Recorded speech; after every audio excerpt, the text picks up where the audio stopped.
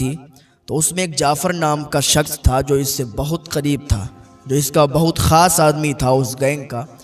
तो इसने उससे कहा कि देखो, आज हम जल्दी अपने अपने घर चले जाएं, आज हमें कुछ अच्छा नहीं लग रहा है। जाफ़र नाम के डाकू ने कहा, अच्छा क्या कोई आज नया मंसूबा बनाया है क्या, या कोई नया मंसूबा बनाएंगे कि जो इतनी जल्दी जा रहे हैं और घर पर जाकर आराम से सोचेंगे।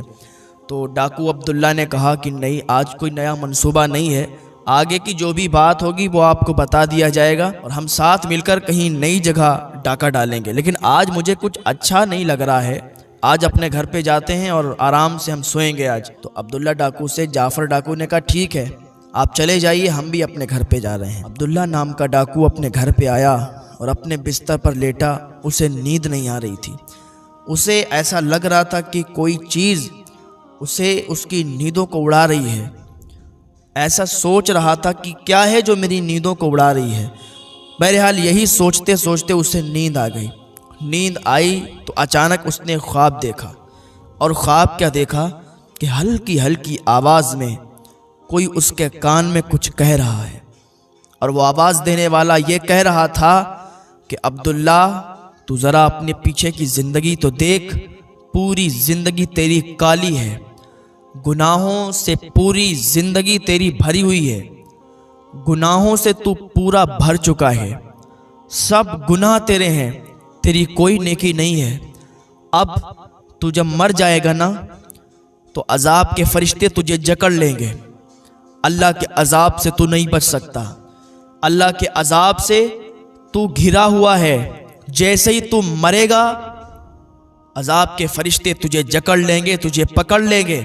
ज़रा अपने पीछे की ज़िंदगी में जाकर तो देख, गरीबों की आहों की आवाज़ आएगी, बेबसों के रोने की आवाज़ आएगी, मजलूमों की आह की आवाज़ आएगी। क्या तुझे ये सब करके नींद अच्छे से आ जाती है? अय अब्दुल्ला, उस दिन से डर जब अल्लाह का अजाब तुझे पकड़ लेगा, अल्लाह का अजाब तुझे जकड़ लेगा, उस दिन से डर। अब्दुल्ला भी ये ख्वाब देख ही रहा था कि एकदम आँख खुली, और एकदम आँख खुली तो उठ के बैठ गया। उठ के बैठा तो बिल्कुल पसीना पसीना था, पूरे जिस्म से पसीना टपक रहा था। पानी पिया और भागता हुआ जाफ़र डाकू के घर गया। कहा, जाफ़र मुझे ये बता, मैं इतना बड़ा गुनहगार हूँ, मैं इतना बड़ा डाकू हूँ, इस पूरी गैंग का सरदार हूँ, तेरा भी सरदार हूँ, मुझे ये बता कि अगर मैं अब तौबा कर लूँ क्या मैं माफ़ कर दिया जाऊँगा, क्या मेरे गुनाहों को धुल दिया जाएगा? जाफ़र उठ के बैठ गया। कहा, सरदार आप ये क्या कह रहे हो? आज आपका दिमाग सही तो है, और इतनी रात में आप आकर ये बातें कर रहे हो? अब्दुल्ला ने कहा, जाफ़र अब मेरे दिल की दुनिया बदलने वाली है और मैं तौबा करना चाहता हूँ, मैं इन सब कामों से दूर होना चाहता हूँ। जाफ़र ने कहा, तब तो बहुत अच्छी बात है सरदार, अगर तुम सही होना चाहते हो, सुधरना चाहते हो, तब तो बहुत अच्छी बात है, लेकिन तौबा करने के लिए, सुधरने के लिए किसी वली कामिल की बारगाह में जाया जाता है। मैंने बुज़ुर्गों से सुना है कि जब कोई बहुत बड़ा गुनहगार होता है तो वली कामिल की बारगाह में जाए, उनसे मुरीद हो जाए, उनसे दुआएं करवाए तो वो माफ़ कर दिया जाता है। हालांकि वो तो डाकू थे, उनको नहीं मालूम कि जब भी कोई गुनाह से तौबा करता है, पूरी ज़िंदगी गुनाह करता हुआ आया और फिर उसने अपने आप ही अपने दिल से सच्ची तौबा कर ली, तो अल्लाह ताला उसकी तौबा को कबूल फरमा लेता है। अल्लाह ताला उसके गुनाहों को माफ़ फरमा देता है जो अल्लाह की बारगाह में सच्ची तौबा करता है। अभी भी आ जाएं, वक्त है, क्योंकि तौबा का दरवाज़ा अभी खुला हुआ है। अल्लाह ताला जब चाहे जिसको चाहे माफ़ फरमा देता है, लेकिन बस सच्ची तौबा करनी चाहिए, उसके बाद वो गुनाह कभी ना करो तो अल्लाह ताला आपकी तौबा को कबूल फरमा लेगा। जाफ़र डाकू ने कहा, सरदार अब आप जाओ कहीं ऐसी बारगाह में, ऐसा वली आपको मिल जाए जो आपके लिए दुआ कर दे और आपके गुनाहों को बख्शवा दे, और आपके गुनाह बिल्कुल बख्श दिए जाएंगे। आप ऐसे हो जाएंगे जैसे आपने कभी गुनाह नहीं किए, अगर आप उसकी बारगाह में जाके तौबा कर लेंगे। तो अब्दुल्ला उतनी रात में कहा, जाफ़र तो फिर मुझे तू ही ले चल, मुझे तो इस मामले में कुछ पता नहीं है, अब मेरा दिल बदल गया, मैंने ख्वाब देखा, पसीना पसीना हो गया, लेकिन अब मैं बदलना चाहता हूँ, अब मैं किसी पर अत्याचार नहीं करना चाहता हूँ, अब मैं किसी बेवा को नहीं सताऊँगा, अब मैं किसी को परेशान नहीं करूँगा, अब मैं किसी मजलूम की आह नहीं लूँगा, अब मैं किसी को परेशान नहीं करूँगा, किसी को दुख नहीं पहुँचाऊँगा, किसी के माल को नहीं लूटूँगा, किसी के यहाँ डाका नहीं डालूँगा, बस तू मुझे वली कामिल के यहाँ ले चल। जाफ़र ने कहा, सरदार आप तो जानते हो मैं आपकी गैंग से हूँ, मैं भी डाकू हूँ। सरदार आप तो जानते हो मैं आपकी गैंग से हूँ, मैं भी डाकू हूँ। मैं किसको जानता हूँ, आप चले जाओ और ख़ुद आप ढूंढो, आपको खुद मिलेगा वो जो भी वली कामिल होगा, आपको खुद नज़र आ जाएगा। आप खुद उसके हाथ पर बैत कर लेना, उसके मुरीद हो जाना, फिर उससे कहना कि मुझे आप अल्लाह की बारगाह में मेरी अर्ज़ी लगाएं कि मैं गुनाहों से तौबा करना चाहता हूँ। कहा ठीक है, जैसा तू कहता है। अब्दुल्ला डाकू उतनी रात में जाफ़र डाकू के घर से निकला, अपने घर पे आया, अपने बिस्तर पर लेटा, लेकिन इसे नींद नहीं आ रही थी। अपने बिस्तर पर करवटें बदल रहा है कि किसी तरीके से सुबह हो जाए। बस इसी आरजू में, इसी हसरत में और यही बातें सोच सोच कर वो उसका टाइम कट गया और सुबह हो गई। अब वो पीर तलाश करने के लिए निकलता है, अब वो मुरीद बनने के लिए निकलता है, वली कामिल को ढूंढने के लिए निकलता है। कहाँ जाऊँ, कहाँ ढूंढूँ, तलाश करता रहा, ढूंढता रहा, लेकिन कोई वली नहीं मिला, कोई पीर नहीं मिला। आखिरकार वो जाता है, किसी से मालूम करता है कि वली कामिल से मुलाकात करनी है। कौन है इस दौर में जो वली मिल जाए, कौन है जो जिससे मैं मुरीद बन जाऊं और मैं तौबा कर लूं। आखिरकार किसी ने बताया कि फुला चौराहे पर चले जाओ, वहां पर देखते रहना, रात के सन्नाटे में खड़े हो जाना और वो वली कामिल आएगा, तुम्हें मुरीद बना लेगा। कहा ठीक है। वो रात के सन्नाटे में, जब रात खूब छा गई, रात के सन्नाटे में जाता है और चौराहे पर खड़ा हो जाता है।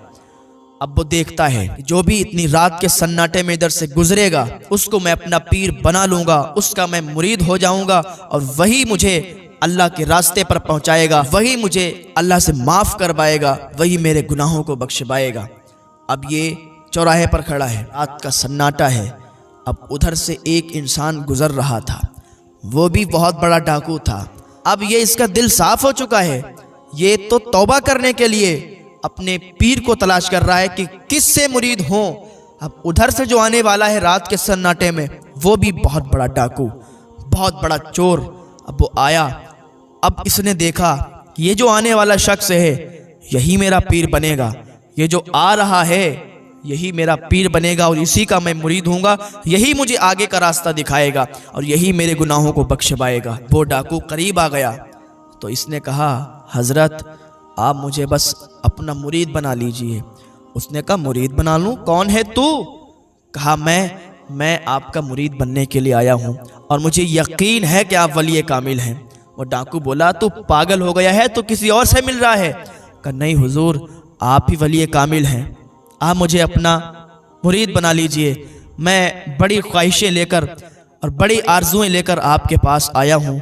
मैं रात के सन्नाटे में यहाँ खड़ा हूँ, किसी ने मुझे बताया था कि वो रात के सन्नाटे में आएगा और आप आए हो, आप ज़रूर वली कामिल हो। उसने कहा मैं तो चोर हूँ, मैं डाकू हूँ, मैं वली कामिल नहीं हूँ, तू किसी और का इंतज़ार कर रहा है, मुझे जाने दे यार, मैं रात में डाका डालता हूँ। उसने कहा अच्छा आप वली हैं ना, इसीलिए छुपा रहे हैं, चोरी से अपनी विलायत को छुपा रहे हैं। उसने कहा यार मुझे जाने दे, मैं डाकू हूँ, डाकू, मैंने बड़े बड़े डाके डाले हैं, मैंने बड़े बड़े शहर लूटे हैं। उसने कहा हजरत अब मुझे अपना बना लो वरना मैं जाने नहीं दूंगा आपको। वो डाकू परेशान हो गया, यार किससे पाला पड़ गया, ये तो मुझे जाने ही नहीं दे रहा है। कहा ठीक है मैं तुझे मुरीद बना लेता हूँ।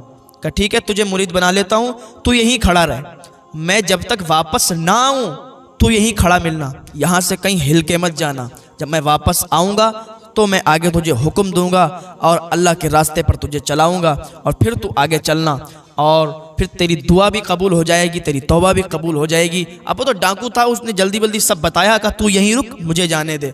जब उसने इतना सुना कि मेरे पीर साहब ने मुझे मुरीद बना लिया, हुक्म दिया कि यहीं रुकें, तो उसने कहा ठीक है हुजूर, फिर आप जाइए और मैं आपका इंतज़ार देखूंगा।